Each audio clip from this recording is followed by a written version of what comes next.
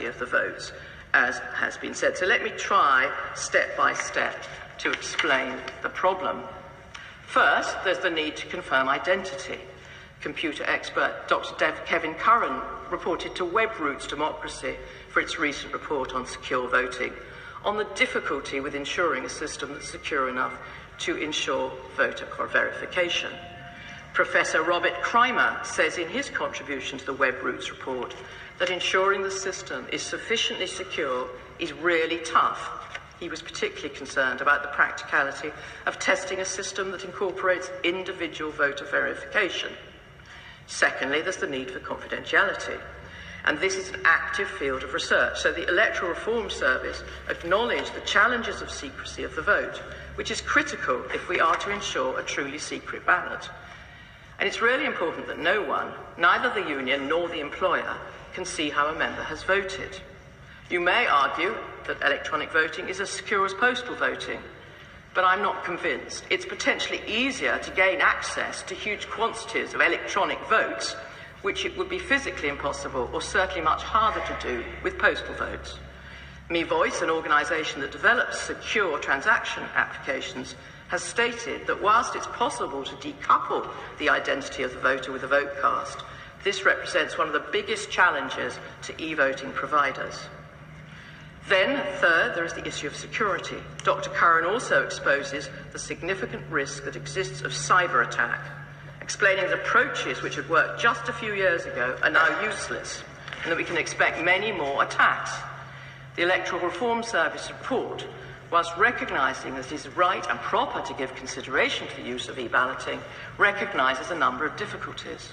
For example, how can people securely vote if their computer is infected with viruses? And whilst antivirus software exists, it has to be kept up to date in order to be effective. I know from my own unhappy domestic experience just how important this is. So the system's relying on people following best practice advice, and it can only protect against known issues. The Web-Roots report also indicates that the Do Vote system, which is being developed at the University of Birmingham, could resolve the issue, but not until about 2020 or 2025. Finally, there is integrity. The risk is of voter coercion. I'll not test your lordship's patience by suggesting that this is a problem that's unique to an electronic method of voting, but obviously it's an issue that affects it and is serious. And this is not an issue that solely affects the UK. I'm most grateful to my noble friend, and I'm listening to this series of difficulties which the government doesn't know the answer to. Isn't that the most powerful argument we've heard this afternoon for having an independent commission to look at them and report?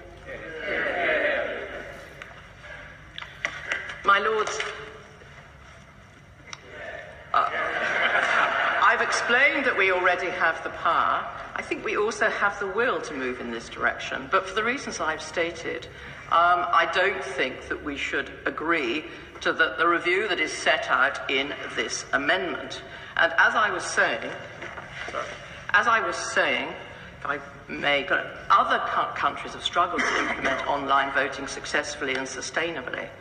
That includes, the Speaker's Commission identified 14 countries that had tried internet voting for binding elections, and that included 5 countries, UK, Finland, USA, Netherlands and Spain, which either piloted or fully adopted electronic voting and then decided to continue its use.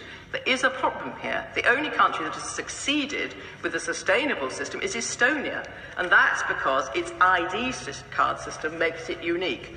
I met with the President recently, and we had an interesting discussion about this, and of course it is because their system is different that it's possible. Can I now turn to Lord Kersleg's amendment?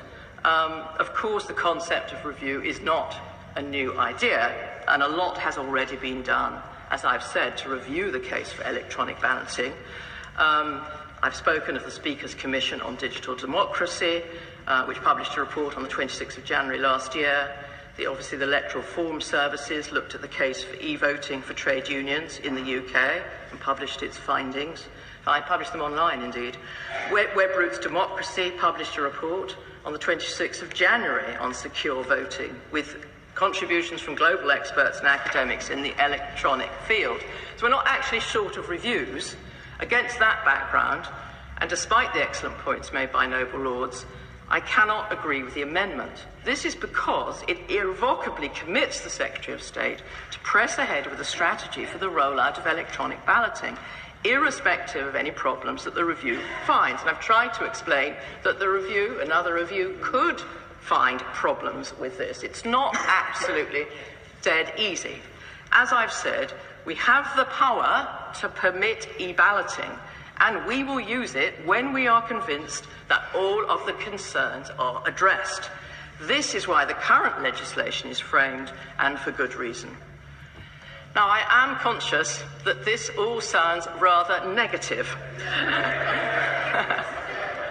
But noble lords rightly want to know what problems are preventing us from agreeing electronic bank balloting, so I hope I've given a flavour of the problems. There's been a good deal of positive progress in the way technology can help to address these issues, which is also reflected in the reports I have cited.